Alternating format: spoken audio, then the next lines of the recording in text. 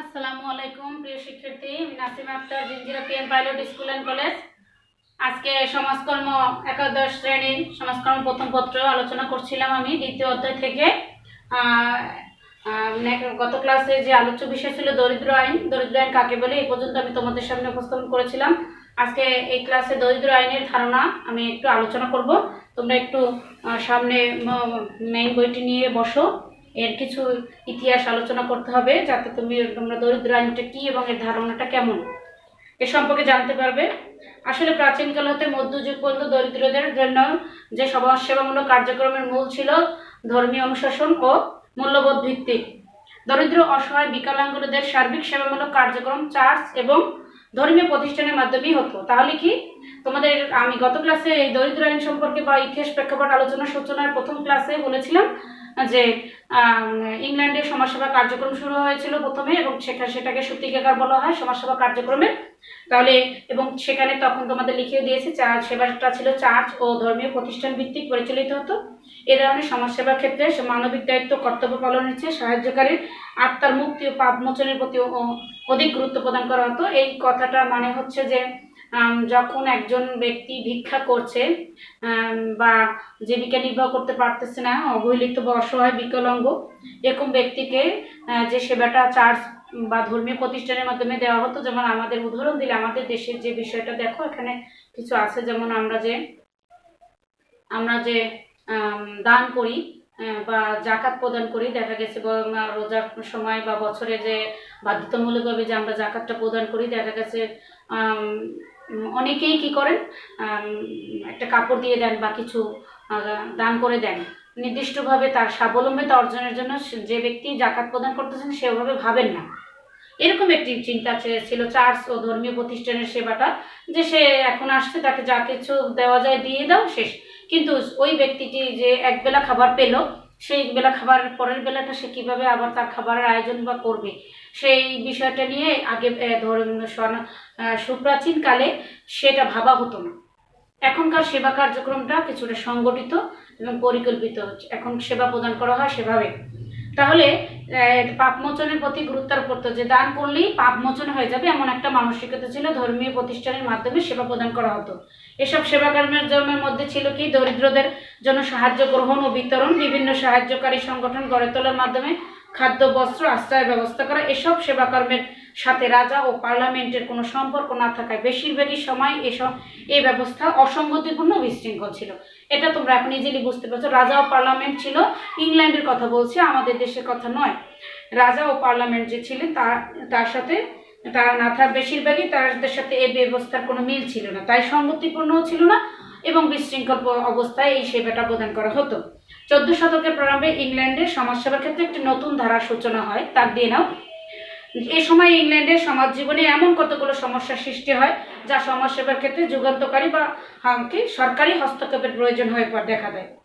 সামন্ত যুগের অবসান ঘটে, খেয়াল করে দেখো, এবং ভূমিদাস ও তাদের পরিবারের সদস্যরা কর্মহীন হয়ে পড়ে। সামন্ত যুগে কালো বর্ণের মানুষ বা ওই সময় যাদেরকে ভূমিদাস বা দাসী হিসেবে ব্যবহার করা হতো, মানুষকে, কাজের লোক যাদেরকে, তাদেরকে অনেক নির্যাতন করা হতো। সেই সময় যে সমস্যাগুলো সৃষ্টি হয়েছিল, সেই ক্ষেত্রে সামন্ত যুগের অবসান হলে যারা অন্যের জমি বা অন্যের ঘরে দাস হিসেবে নিয়োজিত ছিল, তারা কি হয়ে গেল, তারা কর্মহীন হয়ে পড়লো।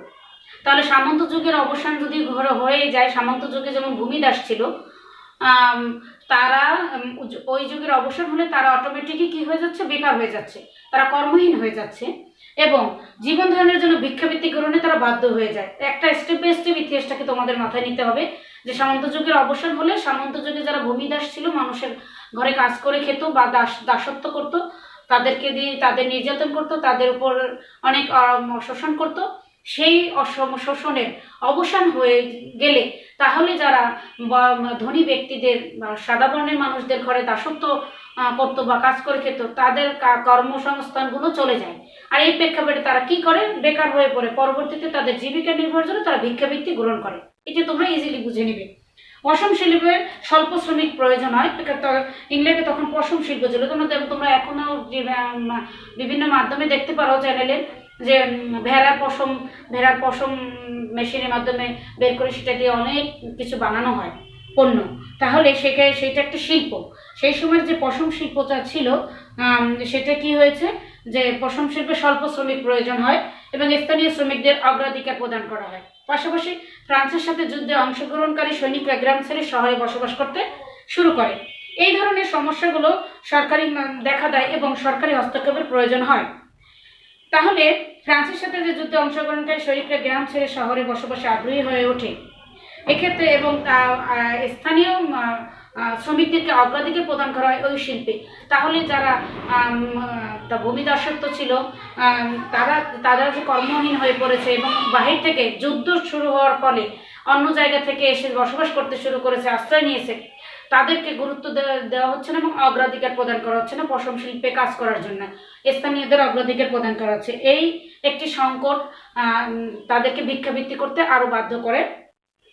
দেখো ওই সময়ে এই যে ঘটনাগুলো ঘটতেছে, কয়েকটি ঘটনার কথা বলছি বা কতগুলো সমস্যায় সৃষ্টি হয়েছে।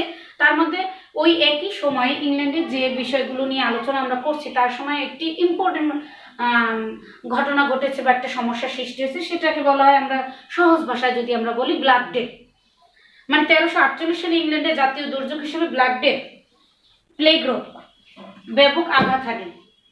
ব্ল্যাক ডেথ মানে 1348, তোমরা একটু লিখে নাও ব্ল্যাক ডেথটা ভালো করে।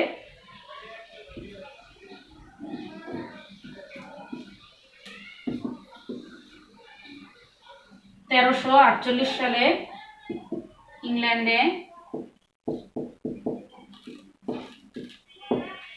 জাতীয় দুর্যোগ হিসেবে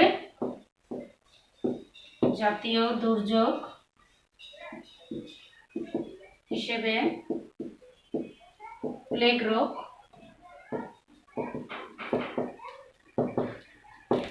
ব্যাপক আঘাত হানে।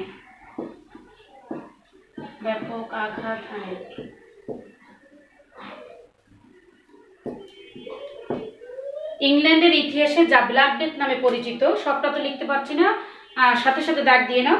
ইংল্যান্ডের ইতিহাসে যা ব্ল্যাক ডেথ নামে পরিচিত। তাহলে ব্ল্যাক ডেথ কত সালে আঘাত হানে? জাতীয় দুর্যোগ হিসেবে প্লেগ রোগ, ব্ল্যাক ডেথ, এটার কয়েকটি কোশ্চেন হয়। 1348 সালে ইংল্যান্ডে জাতীয় দুর্যোগ হিসেবে প্লেগ রোগ ব্যাপক আঘাত হানে। 1348 সালে ইংল্যান্ডে জাতীয় দুর্যোগ হিসেবে কোন রোগটি ব্যাপক আঘাত হানে? প্লেগ রোগ। এটাকে ব্ল্যাক ডেথ নামে অভিহিত করা হয়। 2 বছরের মধ্যে এখানে 2/3 লোক মৃত্যুমুখে পতিত হয় এই রোগে। তাহলে বর্তমানে যে করোনা ভাইরাস নামে যে ভাইরাসটি বিশ্বে এখন চলছে বা দেখা দিয়েছে, তাতে যেভাবে মানুষ মৃত্যুমুখে পতিত হচ্ছে তার বর্তমান চিত্র আর সেই সময়ের প্লেগ রোগের সাথে আমরা একটি মিল দেখতে পারি। তোমরা ইজিলি এটা বুঝতে পারবে। 2 বছরের মধ্যে 2/3 লোক মৃত্যুমুখে পতিত হয়। এটি একটি কোশ্চেন, দাগ দিয়ে নেবে। কত শতাংশ মানুষ মৃত্যুমুখে পতিত হয় ব্ল্যাক ডেথে? ঠিক সেরকমই একটি কোভিড-19। ফলে শ্রমিক সংকট দেখা দেয়। তাহলে 2 বছরের মধ্যে 2/3 লোক যদি মৃত্যুমুখে পতিত হয়, এক্ষেত্রে শ্রমিক সংকট দেখা দেবে। এটি একটি সাধারণ কথা। এবং শ্রমিক সংকট দেখা দেওয়ার পাশাপাশি মজুরি বৃদ্ধি পায় শ্রমিকদের। পরবর্তীতে ধর্মনিরপেক্ষ রাষ্ট্রের ধারণার উদ্ভব ঘটে। সেবার ক্ষেত্রে চার্চের পরিবর্তে রাষ্ট্রের দায়িত্ব বৃদ্ধি পায়। ফলে রাষ্ট্র কর্তৃক প্রণীত হয় বিভিন্ন আইন। এবার আমরা মূলত আইনের দিকে ধাবিত হচ্ছি। তাহলে কি রাষ্ট্র কর্তৃক বিভিন্ন আইন প্রণীত হয়। তাহলে প্রথমে আমরা যেটা এখন এই যে আলোচ্য বিষয়গুলো দেখলাম তার একটি মূল বিষয়, যেটা হচ্ছে আমরা যেখানে আইনে প্রবেশ করার আগ পর্যন্ত আমরা দেখলাম লাস্টলি ব্ল্যাক ডেথ।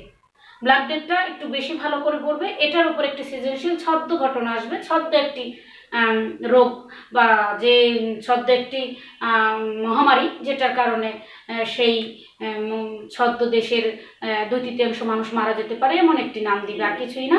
সেই প্রেক্ষাপটে ব্ল্যাক ডেথকে তোমাদেরকে সাজিয়ে সুন্দর করে লিখতে হবে। তাহলে আজকে ব্ল্যাক ডেথ পর্যন্তই। আমি ব্ল্যাক ডেথ শেষ হয়ে যাওয়ার পরে আমরা দরিদ্র আইনে প্রবেশ করব। তাহলে আমরা দেখবে যে সামনে নেক্সট ক্লাসে 1348 সালে যে ব্ল্যাক ডেথ হয়েছে, তারপর আমরা 1349 সালে প্রথম দরিদ্র আইনে প্রবেশ করব।